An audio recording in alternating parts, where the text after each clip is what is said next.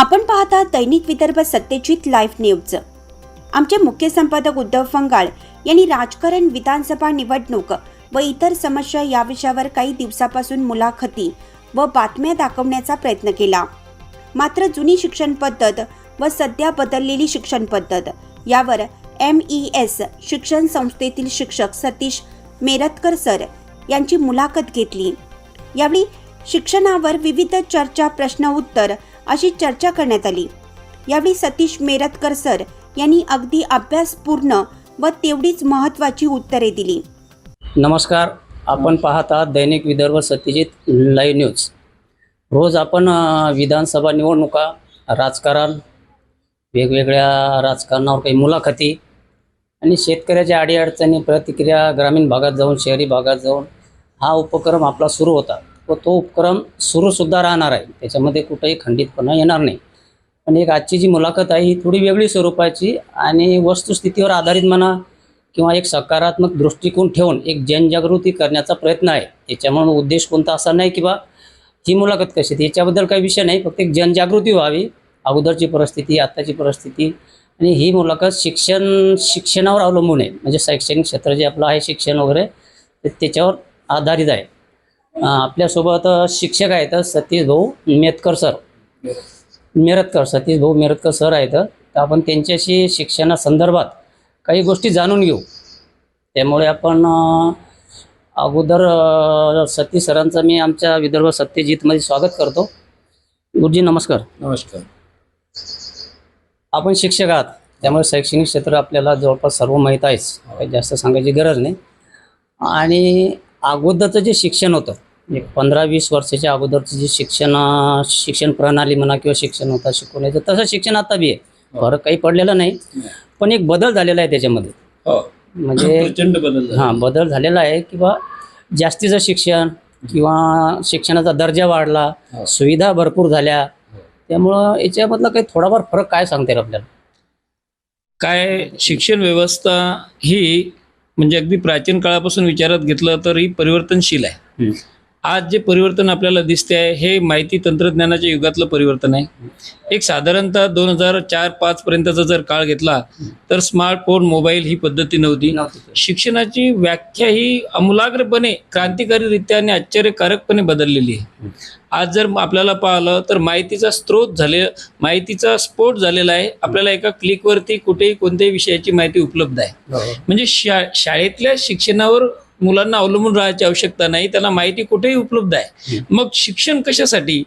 तर ज्या ठिकाणी प्रत्यक्ष अध्यापन होते त्यावेळेला विद्यार्थ्यामध्ये त्याच्या व्यक्तिमत्वाची जी जडणघडण होते ती केवळ माहितीने होऊ शकत नाही, त्यासाठी जी मूल्य संस्कार आणि शाळेमधल्या वातावरणामध्ये ती व्हायला हवी, यासाठी शाळा आणि यासाठी अध्यापन प्रक्रिया आहे। आज आपल्याकडे ही प्रक्रिया चांगल्या प्रभावीपणे आपण राबवतो।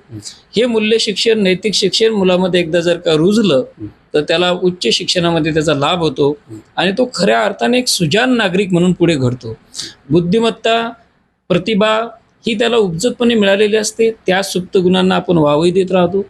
आज क्रांतिकारी बदल यासाठी मी म्हणेल की शिक्षण व्यवस्थेमध्ये पूर्वीची जी पारंपरिक पद्धतीने सगळ्या प्रकारे सगळ्या ज्ञानावरती शिक्षकावर अवलंबून राहणे किंवा एखादा पडलेला प्रश्न आला दुसऱ्या दिवशी फक्त शिक्षकाला जाऊनच विचारणे, ही जी काही गोष्ट होती ती गोष्ट पूर्णपणे बदललेली आहे। आज तुम्हाला माहिती कुठेही मिळते, मात्र शिक्षण मिळण्यासाठी फार महत्वाचं आहे। उदाहरणार्थ मी तुम्हाला एक उदाहरण सांगेल।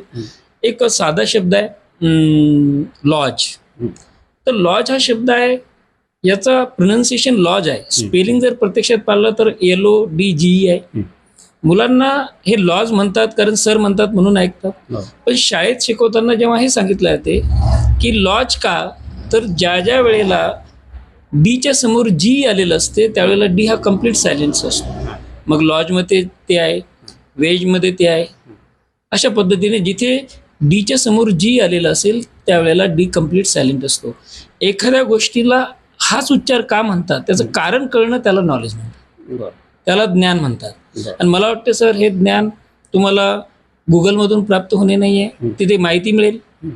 एखाद्या गोष्टीचं कारण कळणार नाही, कारण कळण्यासाठी प्रत्यक्ष शाळेतलं अध्यापन आणि त्या अध्यापनाच्या अनुषंगाने जो कार्यकारण भाव आहे तो विद्यार्थ्यापर्यंत पोहोचतो. मी MES ज्युनियर कॉलेजमध्ये शिकवत असताना मला हे सगळे अनुभव आलेत की तुम्ही कुठे शिकता याला निश्चित महत्व आहे. बरोबर. एक दुसरा प्रश्न असा आहे की जे जुनं शिक्षण होतं पहिलं जुनं, हा, एक म्हणजे तेव्हा कोचिंग क्लासेस नव्हते, तुरळक प्रमाणात असतील 1-2 ठिकाणी समजा कोचिंग क्लासेस, शाळेमध्येच बहुतेक कोचिंग क्लासेस अधूनमधून चालू राहत होते तेवढंच अधूनमधून गरज पडल्यास, आणि मोबाईलची सुविधा नव्हती. तर मग हे जी वाढले समजा सध्या मोबाईल म्हणा किंवा कोचिंग क्लासेस म्हणा, मग त्यावेळचं शिक्षण तेच होतं, आत्ताचं शिक्षण तेच आहे. विद्यार्थ्यांमध्ये फेरबदल झाला, शिक्षकामध्ये फेरबदल झाला, शिक्षणामध्ये थोडाफार फेरबदल झाला, पण ते जुनं शिक्षण आणि आत्ताचं शिक्षण याच्यामध्ये काय फरक वाटला आपल्याला? मुळात जुन्या शिक्षणामध्ये विद्यार्थी हा अगदी पायाभूतपणे तयार होत असताना ज्ञानाला समर्पित होता, म्हणजे गुणवत्तेसाठी शिक्षण. बरोबर. आणि आजच्या शिक्षणामध्ये गुणांची सूज आलेली, मार्कांची सूज आलेली आहे. प्रत्येक गोष्ट ही गुण किती आहेत, तुमच्या कागदावरती गुण किती आहेत, आणि त्यावरून तुमच्या पुढच्या पूर्ण गोष्टी ठरतायत. पूर्वीच्या शिक्षणामध्ये गुणवत्तेला महत्त्व अधिक होतं.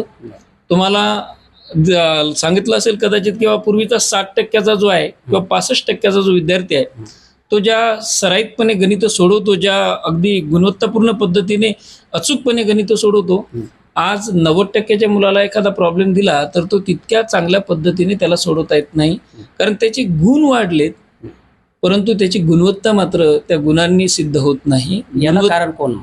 शिक्षण संस्था, शिक्षक का विद्यार्थी?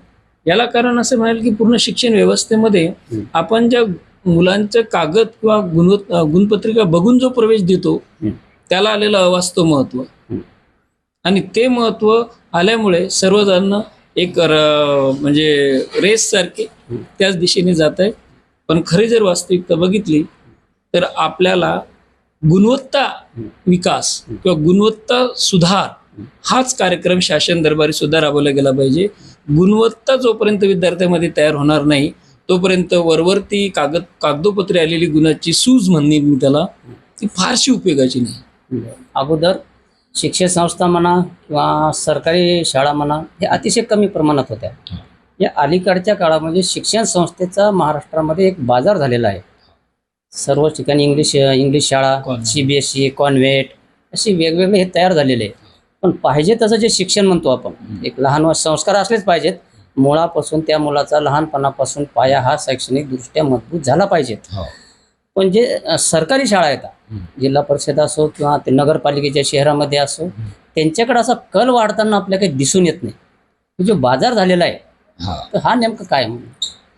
खरं तर म्हणजे जिल्हा परिषदच्या शाळेमध्ये ज्या पद्धतीचा शिक्षण दिलं जाते, कधी कधी आपल्या मातृभाषेतून मिळणाऱ्या शिक्षणातून मुलांच्या ज्या संकल्पना मजबूतीने पक्क्या होतात तितक्या त्याला दुसऱ्या भाषेमधून त्याच गोष्टी शिकताना अडचणीच्या जातात. तरी सुद्धा इंग्लिश शिक्षणाकडे ओढा आहे, कारण इंग्रजी आल्याशिवाय, कारण इंग्लिशला असं म्हटलेलं आहे English is a window on the world. English ही जगात, म्हणजे जर तुम्हाला जगामध्ये बघायचं असेल तर इंग्रजीच्याच माध्यमातून बघावं लागेल. आणि म्हणून इंग्लिश कम्युनिकेशन शिवाय तुम्हाला चांगला जॉब मिळणार नाही. You can not get the job in metro city without communication of English. या पद्धतीने इंग्लिशला जे महत्त्व प्राप्त झालेलं आहे त्यामुळे सगळ्यांनी ओढा तिकडे गेला. परंतु लँग्वेजच्या माध्यमातून ज्या बेसिक सायन्सच्या कन्सेप्ट असतात ज्या क्लिअर व्हायला पाहिजे, ज्या मॅथच्या कन्सेप्ट असतात ज्या क्लिअर व्हायला पाहिजेत, त्या उलट मातृभाषेत जिल्हा परिषदेच्या शाळेमध्ये मुलांच्या चांगल्या होऊ शकतात. इंग्रजी भाषा त्याला जोड अगदी प्रथम वर्गापासून आहे. परंतु गोष्ट अशी आहे की एक ज्याला आपण असं म्हणू एक ट्रेंड येतो. आत्ताचा ट्रेंड जर आपण बघितला तर एक जिल्हा परिषदेचे शाळेचे शिक्षक आहेत की ज्यांना आंतरराष्ट्रीय पुरस्कार मिळालेला होता. तर हा जो ट्रेंड आहे हा ट्रेंड कुठेतरी थांबतो, पण एक ट्रेंड आलेला आहे की शिक्षणाचं व्यापारीकरण हे मान्यच आहे. कारण प्रॉफिट आणि लॉस याचा विषय कधी शिक्षणात नव्हताच, कारण शिक्षण हे व्यक्तिमत्व घडवण्याचं एक प्रमुख केंद्र मानलं जायचं. आज मात्र प्रॉफिट आणि लॉस अशा पद्धतीच्या घटकाभोवती सर्व शिक्षण व्यवस्था फिरताना दिसते. व्यावसायिक शिक्षण झालं हे दुर्दैव आहे. हे खरं म्हणजे दुर्दैव आहे, कारण शिक्षणासारख्या गोष्टीचं व्यापारीकरण हे कोणत्याही राष्ट्राला परवडणारं नाही. त्यातून देश उभा राहत नाही. आपले जे सर्वपल्ली राधाकृष्णन आहे यांच्या नावाने आपण शिक्षक दिन साजरा करतो. त्यांनी म्हटलं होतं की देशाचं भविष्य कुठे उभं राहतं, तर ते वर्ग खोल्यामधून उभं राहतं. वर्ग खोल्यामध्ये जे प्रत्यक्ष अध्यापन मुलांना दिलं आहे ते खरं अध्यापन. आज तर कॉन्व्हेंटच्या शिक्षणामध्ये तुम्हाला एक दिसून येईल की विद्यार्थ्यामध्ये एक पोपटपंची अशा पद्धतीची गुणवत्ता तयार होते. बरोबर. आणि मग तो विद्यार्थी तिथपर्यंत ठीक आहे का स्टेजपर्यंत, पण जेव्हा त्याच्या खऱ्या गुणवत्तेचा कस लागतो त्यावेळेला फार मोजके विद्यार्थी असतात की जे पुढच्या शिक्षणामध्ये स्वतःला सिद्ध करू शकतात. शिक्षण संस्था वाढल्या ही गोष्ट साहजिक आहे. शिक्षणाचा प्रसार व्हायला लागला, वाढायलाच पाहिजे. शिक्षणाचा दर्जा वाढायला पाहिजे, विद्यार्थी संख्या मला वाढायला ठीक आहे, इथपर्यंत ठीक आहे. पण जशा शिक्षण संस्था वाढल्या त्या सरासरीमध्ये कोचिंग क्लासेस सुद्धा वाढताना दिसत आहेत. Coaching classes. मग जर शिक्षक लोक नोकरीला आहेत, व्यवसाय करतात, त्यांचा 10 ते 5 किंवा 11 ते 4 असा जो काही शाळेचा टाइम असेल त्या शाळेमध्ये पूर्ण विद्यार्थ्यांना शिकवण्याचं काम करतात. विद्यार्थी सुद्धा शिकतात. शिक्षण हे शाळेमध्ये मिळते. मग कोचिंग क्लासेसचा भरणा एवढा कशासाठी वाढला? एवढे विद्यार्थी शाळेमध्ये जात असताना सुद्धा कोचिंग क्लासेसला आज रोजी कशासाठी जातात? याचा अर्थ असा आहे की बा शाळेमध्ये पुरेसं शिक्षण मिळत नाही, असा अर्थ होतो का? हो, म्हणजे लोकांना या पद्धतीचं एक समज आहे असंच म्हणावं लागेल, किंवा मी त्याला थोड्या अर्थाने गैरसमजही म्हणेल. मुळात असं आहे की कोचिंग क्लासेस किंवा बाहेर आपली शिकवणी लावणे ही संकल्पना मुळात जर पूर्वीच्या काळात विचार केला तर आपल्या लक्षात येईल एक 90च्या दशकात किंवा त्या पूर्वीच्या 80च्या दशकात. तर या दरम्यान जर विचार केला तर शिकवणी लावणे हे विद्यार्थी कमकुवत आहे, विद्यार्थ्याला कमी येते, विद्यार्थी थोडक्यात ढ आहे आणि तो ढ राहू नये. ट्रेंड बदलतो, पण शाळा तिथल्या तिथे आहेत आणि शाळेमधून शिकणारी जी मुलं आहेत सर, ती मुलं आज उच्च पदस्थ आहेत, चांगल्या अधिकारी पदावरती काम करत आहेत. त्या मुलांना त्या सगळ्या मुलांनी शाळेप्रती कृतज्ञता व्यक्त केलेली आहे. आमच्याकडे 1972ची बॅच आली होती. महाराष्ट्रामध्ये वेगवेगळ्या ठिकाणी आहे. आमच्या MS चं उदाहरण झालं तर DRDO मध्ये एक शास्त्रज्ञ आहेत जे आपल्या MS शाळेचे आहेत. राम वाघ जे कमिशनर होते ते आपल्या MS शाळेचे आहेत. आपल्या मेकर-मध्ये 70% डॉक्टर जर बघितले तुम्ही तर त्यांचं हायस्कूल एज्युकेशन हे MES मध्ये झालेलं आहे. म्हणजे सरकारी शाळेमध्ये गुणवत्तापूर्ण शिक्षण दिलं जात होतं, परंतु कोचिंग क्लासेसचा जाणीवपूर्वक ब्रँड निर्माण करण्यात येतो आणि पालक वर्ग मुलाच्या काळजीपोटी त्या गोष्टीला बळी पडतो. वास्तविक मी याचं अजिबात समर्थन करणार नाही की केवळ कोचिंग क्लासेसमध्ये मुलांना शिक्षण मिळतं आणि शाळेमध्ये ती कमतरता आहे म्हणून ती तिथे भरून काढल्या येते. मुळात असं आहे की माझा मुलगा शाळेतही शिकतो, तो कोचिंग क्लासेसमध्ये शिकला पाहिजे आणि तो येणाऱ्या स्पर्धेमध्ये टिकला पाहिजे. अशी पालकाची जी एक भावनिकता असते त्या भावनिकतेचं खरं केलेलं भांडवल आहे. कोचिंग क्लासेसच्या विरोधात आपण नाही, पण सध्या नोकऱ्या नाहीत. व्यवसायाने सुशिक्षित बेकारांची संख्या दिवसेंदिवस वाढत आहे. ते सुद्धा एक नियमाला धरून म्हणा किंवा नियमाला धरून एक त्यांचा व्यवसाय चालवितात. कोचिंग क्लासेसला चुकीचं म्हणण्याचं अजिबात कारण नाही, कारण कोचिंग क्लास हा शालेय अभ्यासक्रमाला पूरकच आहे ना, ते वेगळं काही शिकवत नाही. विद्यार्थ्याच्या शिक्षणामध्ये भरच घालायला लागले, ते मुलगा तयारच होतो, त्याच्याबद्दल वादच नाही. पण यामुळे शाळेचं महत्व बिलकुलच कमी होते असंही नाही. म्हणजे कोचिंग क्लासेस हा शाळेला पूरक आहे. कोचिंग क्लासेसमध्ये टेस्ट घेतल्या जातात, शाळेमध्ये एक वेळेची मर्यादा आहे, टायमाची मर्यादा आहे.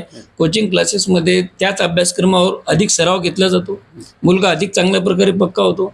कोचिंग क्लासेस हा अनेक बेरोजगारांना चांगल्या प्रकारचा उत्कृष्ट त्याला साजेसा आणि सन्मानदर्शक रोजगार देणारा व्यवसाय आहे.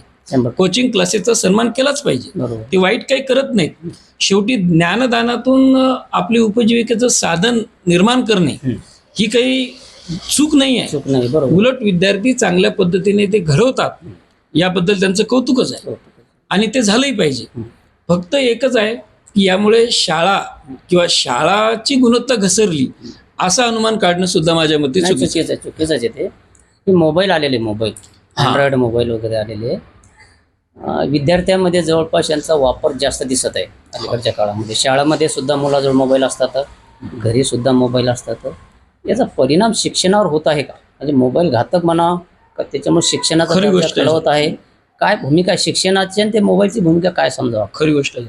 मोबाईल हा एक अल्लाउद्दीनचा दिवा मुलांच्या हाती आलेला आहे. मुलांना चांगल्या प्रकारची समज येण्यापूर्वी एका क्लिकवरती त्याला हवं ती माहिती किंवा नको ती माहिती अगदी क्षणात प्राप्त होते. आणि त्या ठिकाणी अशा पद्धतीची गोष्ट आपल्या हाती पडलेली आहे की खरं म्हणजे ती हँडल करण्यासाठी खूप चांगली समज असायला हवी. एज्युकेशनल जर यूज केला मोबाईलचा, ज्याला आपण शैक्षणिक वापर म्हणतो, तर सर क्रांती होते. एवढं चांगलं त्या म्हणजे आपल्याकडे एक कमिशनर आले होते HDPO म्हणून शर्मा, सोहेल शर्मा, त्यांनी एकदा बोलले होते सर की Google is God. Google is God ही जेव्हा शर्मा म्हणतात तेव्हा त्यांचा त्या मोबाईलकडे बघण्याचा दृष्टिकोन दिसतो. गुगल इज गॉड म्हणतात ते. तर आपल्याला गुगल इज गॉड म्हणता येते का? गुगल इज गॉड म्हणण्यासारखी समज आपली मोबाईलकडे बघण्याची आहे का? मोबाईलकडे बघण्याचा आपला दृष्टिकोन बदलला पाहिजे. मोबाईल हे अतिशय शैक्षणिक असं उपयुक्त साधन म्हणून वापरता आलं पाहिजे. तेव्हा Sohail Sharma Google is God का म्हणतात ते आपल्याला कळेल. आज काय झालं सर, मनोरंजन हे आवडतं गोष्ट आहे प्रत्येकाची, एक नैसर्गिक आहे. म्हणून ज्या ज्या पद्धतीची आकर्षणं त्या मोबाईलवर तयार करण्यात आलेली आहेत, स्नॅपचॅट असतील, इंस्टाग्राम असतील, फेसबुक, म्हणजे जे काही सोशल मीडिया असेल, संपर्क क्षेत्राचं क्रांतिकारी माध्यम आहे. फार वेगाने लोकांचा संपर्क होतो. पण याच्यामध्ये शैक्षणिक गुणवत्ता ही यासाठी मी म्हणेल की थोडीफार विद्यार्थी पुस्तकापासून दुरावलेला आहे. प्रत्यक्ष पुस्तक वाचण्याचा जो विद्यार्थ्यांचा कल आहे हा खूप कमी झालेला आहे. विद्यार्थ्यांना काही पाहिजे असलं की ते मोबाईलवर शोधतायत.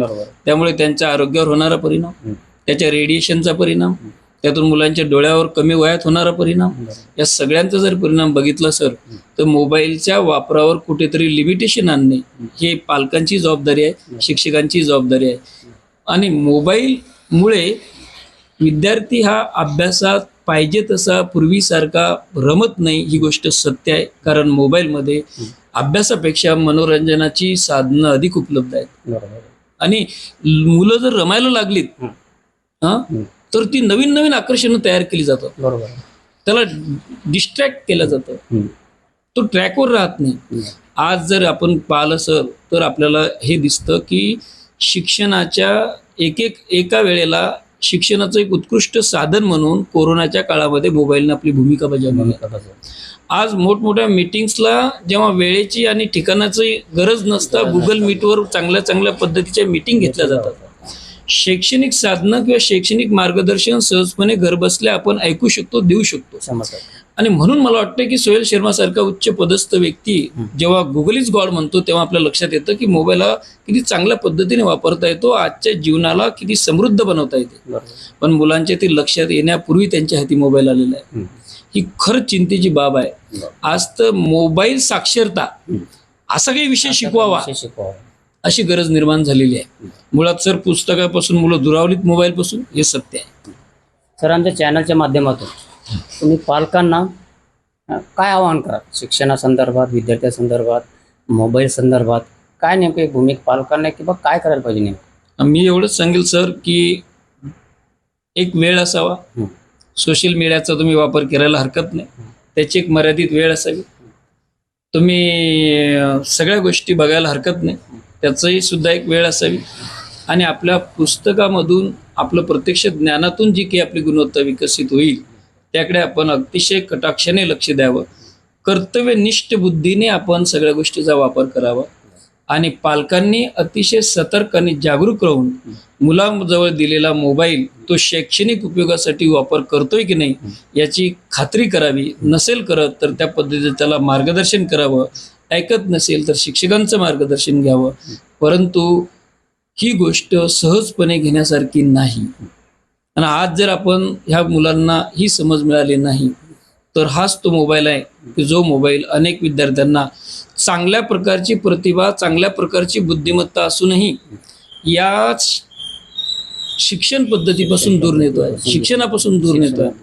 आणि हे जर असं चालत राहिलं तर उद्याचा काळ मात्र कठीण होऊ शकतो. आज आपण पाहतो की पुस्तक वाचनामधून जी आपल्याकडे महान व्यक्ती घडून गेले, म्हणजे पु ल देशपांडे असतील, आपल्याकडे लोकमान्य टिळक असतील.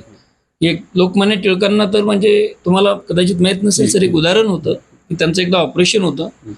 तर ते म्हणालेत की मला एखादा चांगला गणित द्या अवघड, की ते सोडवताना मी त्यामध्ये एवढा रमेन की मला अॅनेस्थेसिया देण्याची गरज पडणार नाही, भूल देण्याची गरज पडणार नाही. बरोबर. अभ्यासाची ही एकरूपता, अभ्यासामधली ही एकाग्रता ही पुस्तकामधून येते, ती तुमच्या डिजिटल किंवा कोणत्या डिजिटल साधनामधून येणे शक्य नाही.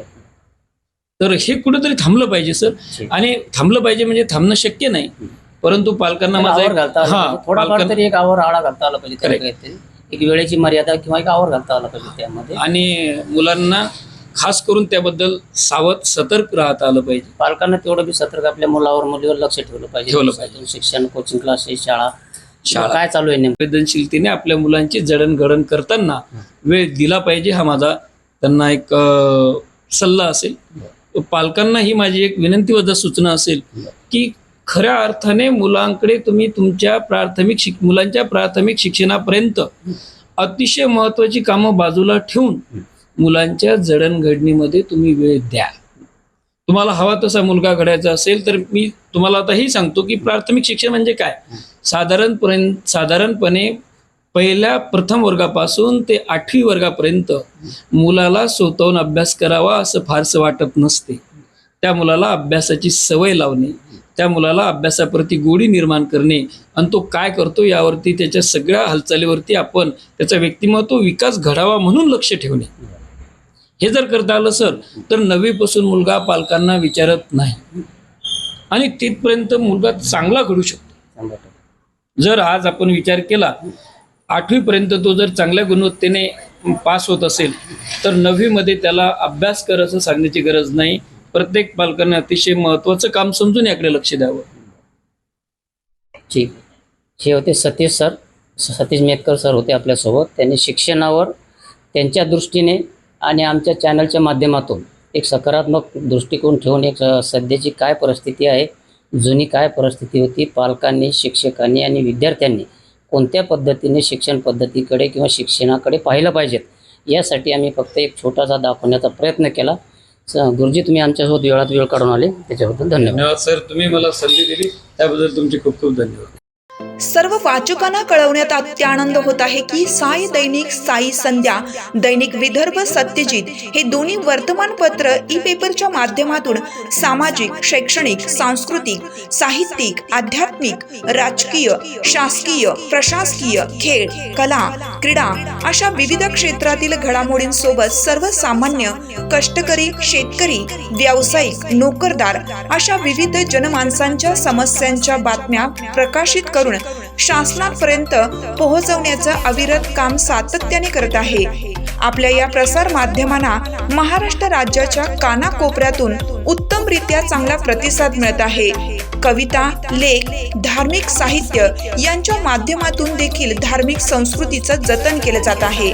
वाचकांकडून चांगला प्रतिसाद मिळत असून याचबरोबर दैनिक Vidarbha Satyajit YouTube news channel व दैनिक विदर्भ सत्यजित न्यूज पोर्टल हे प्रसार माध्यम सुद्धा सुरू आहे. हे सर्व समस्त वाचक, जाहिरातदार बंधू भगिनी आणि आमचे प्रतिनिधी व संपादक मंडळाच्या सहकार्यामुळे शक्य होत आहे. वाचकांकडून मिळत असलेल्या उत्तमरित्या प्रतिसादाबद्दल संपादक मंडळ आपले आभारी आहे. बातम्या व जाहिरातीसाठी संपादक उद्धव फंगाळ, मोबाईल नंबर 95 11 44 61 11.